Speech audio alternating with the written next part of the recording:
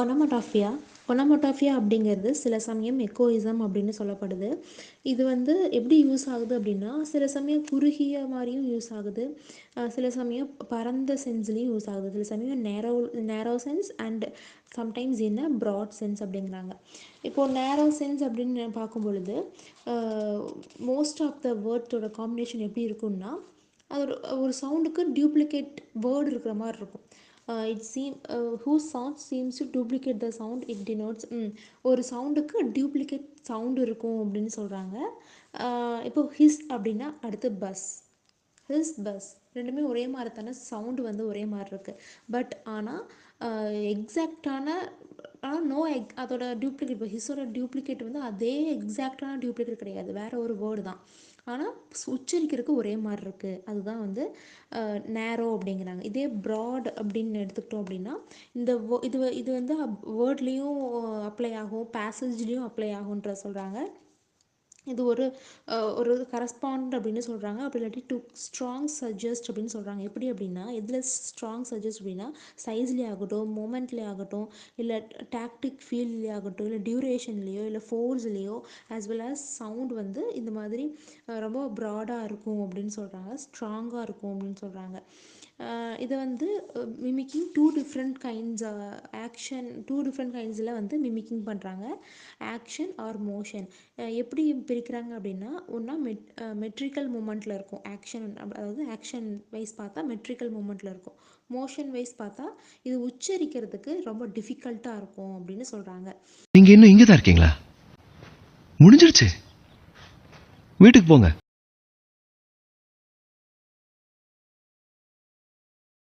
ஒனமோட்டாஃபியா அப்படிங்கிறது சம்டைம்ஸ் எக்கோயிசம் அப்படின்னு சொல்கிறாங்க.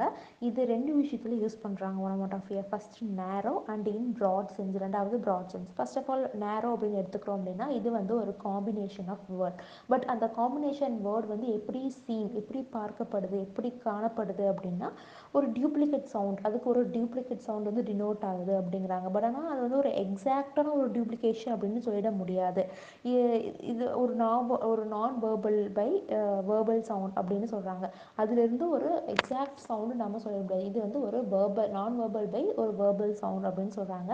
இப்போ ஃபார் எக்ஸாம்பிள் ஹிஸ் பஸ் அப்படிங்கிறாங்க. இதை விட நான் ஒரு மெயினான ஒரு விஷயம் என்ன சொல்கிறேன்னா, example tick tock of the clock அப்படின்னா, இப்போ டிக் டாக். அடுத்து ding dong of a doorbell, இப்போ டிங் டாங். இப்போ இந்த டிக்டாக் டிங் டாங் அப்படிங்கிறது எக்ஸாக்டாக அதே சவுண்டு கிடையாது. பட் ஆனால் நம்மளுக்கு ஃபெமிலியராக ஒரே சவுண்டாக இருக்கிற மாதிரி தோணுது இல்லையா? ஸோ இதுதான் ஒரு நேரோவான ஒரு விஷயம், நேரோவான ஒரு ஒனமோட்டாஃபியா அப்படின்னு சொல்கிறாங்க. இது வந்து for example Alfred Lord Denison அப்படிங்கிறவர் எழுதியிருக்காரு. அடுத்து ராபர்ட் ப்ரௌனிங் அப்படிங்கிறவர் மீட்டிங் அட் நைட் அப்படிங்கிற ஒரு போயமில் எழுதியிருக்காரு. ஆல்ஃபர்ட் லார்ட் டெனிசன் நம்ம போயமில் வந்திருக்கு. ஸோ ஆல்ஃபர்ட் லார்ட் டெனிசன் அப்படிங்கிறவர் இந்த ஒரு ஒனமோட்டாஃபியா யூஸ் பண்ணி ரைட் பண்ணியிருக்காரு. அடுத்து வந்து ராபர்ட் ப்ரௌனிங் அப்படிங்கிறவர் மீட்டிங் அட் நைட் அப்படிங்கிற போயமில் யூஸ் பண்ணியிருக்காரு.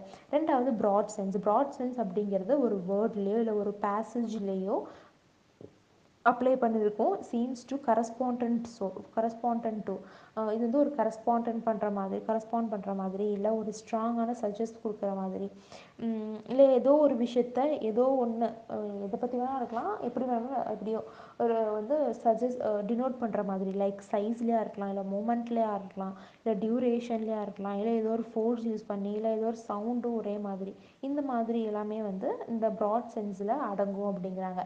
இந்த ஒரு ப்ராட் சென்ஸ் வந்து mimicking two different kinds of action and motion. இப்போ வந்து ஆக்ஷன் எடுத்துக்கிட்டோம் அப்படின்னா அதில் ஒரு two different kinds of mimic பண்ணியிருப்பாங்க. இதே மோஷன் எடுத்துக்கிட்டோம்னா அதுவும் ஒரு டூ டிஃப்ரெண்ட் கைண்ட்ஸை வச்சு மிமிக் பண்ணியிருப்பாங்க அப்படிங்கிறாங்க. இப்போ ஃபார் எக்ஸாம்பிள் மோஷன் அப்படிங்கிறதுக்கு எடுத்துக்கிட்டோம்னா த்ரோ, ஸ்லோ. இப்போ த்ரோ பண்ணு, ஸ்லோ பண்ணு அப்படிங்கிறது நகரக்கூடிய ஒரு விஷயம், அது நகர்ந்து அதுதானே மோஷன் அப்படிங்கிறது.